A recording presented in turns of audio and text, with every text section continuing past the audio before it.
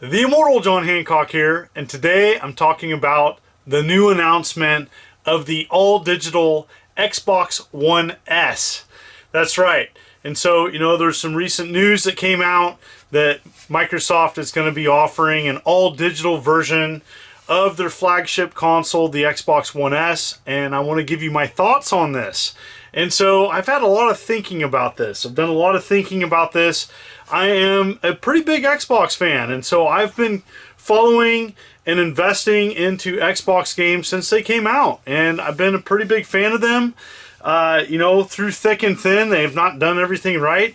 And so I want to talk a little bit about that and my thoughts and suggestions for people that are considering it. So, all right. So, I have had Xbox Live since Halo 2. I got an original Xbox back in the day. I didn't buy it new.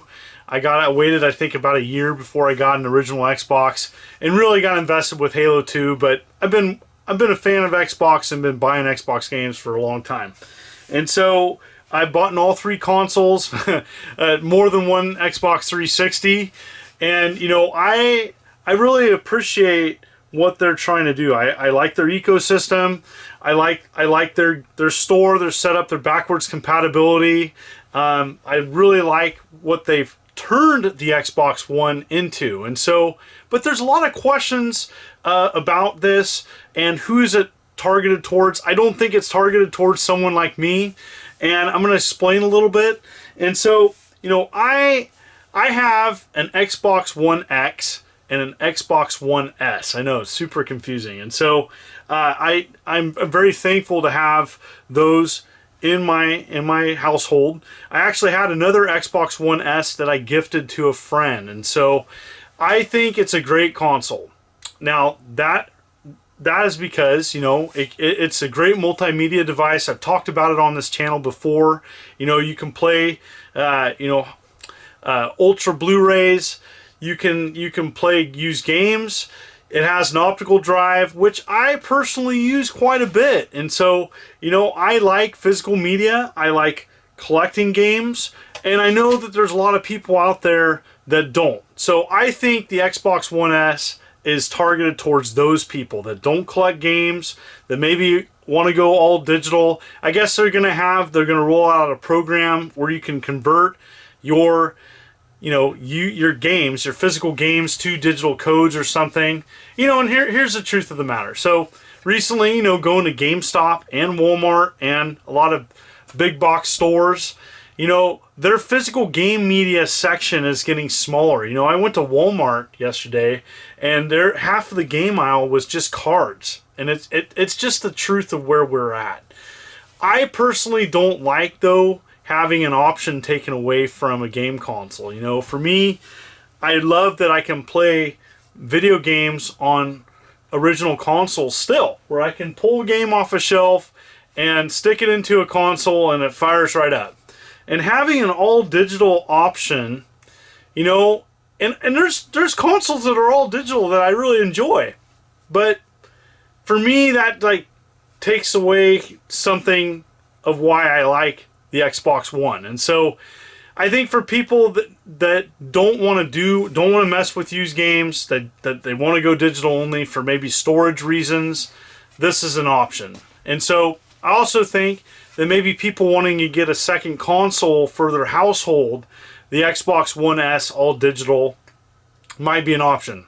With an asterisk, it needs to be a lot cheaper. And so not having an optical drive, it might be smaller. I want to, I want to see, what that price is. Is it worth it? For me personally, I'm not real excited about the Xbox One S. And here's the bigger reason why. This is the bigger reason why I'm not that excited about the Xbox One S. Because the real deal is that it's on older technology. To me, if you're thinking about getting an Xbox One console, I would seriously consider spending the extra money and getting an X. I wonder, and I have a theory about this. I wonder if the Xbox One X might possibly play next-gen games. Now, they haven't announced anything. This is just my thoughts about this. I think that would be a brilliant move from Microsoft. If, They're going to roll out a codename Anaconda, so they're going to be rolling out a beefier console.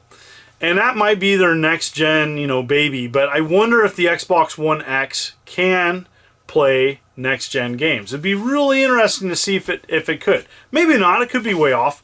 But if you're thinking about investing into Xbox gaming, I would consider an Xbox One X or higher. Now, I'm not impressed with the price of the Xbox One X, but I just think that, if you're spending like, $100 more over an S, you can get all the bells and whistles with an optical drive.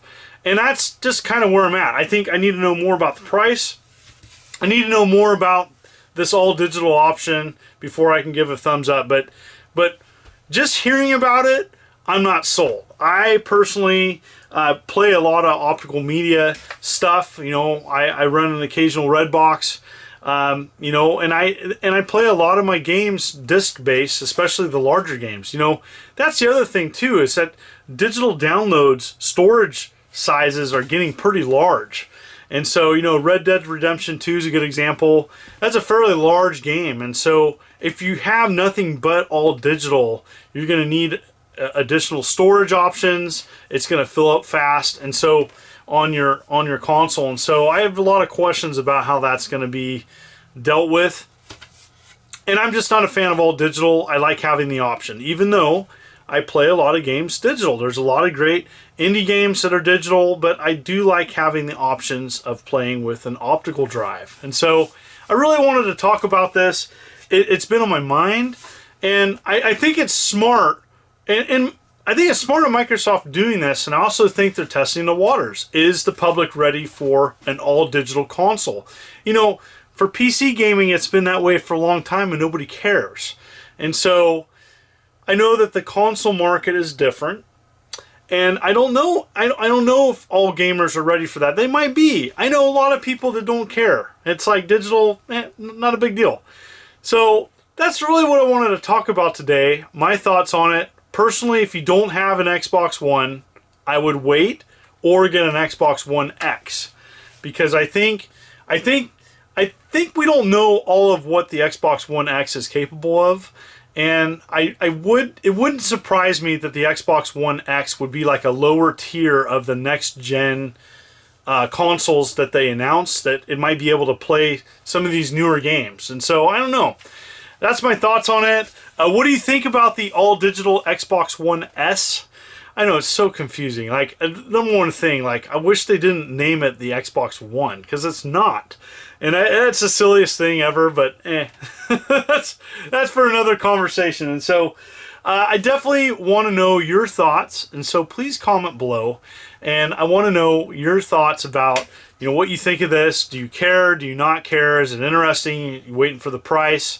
And, for me, I game a lot on my Xbox One X. And so I play a lot of games with my coworkers. I just beat Far Cry New Dawn. And so I'm really excited about, playing some other games on my console. That is my console of choice.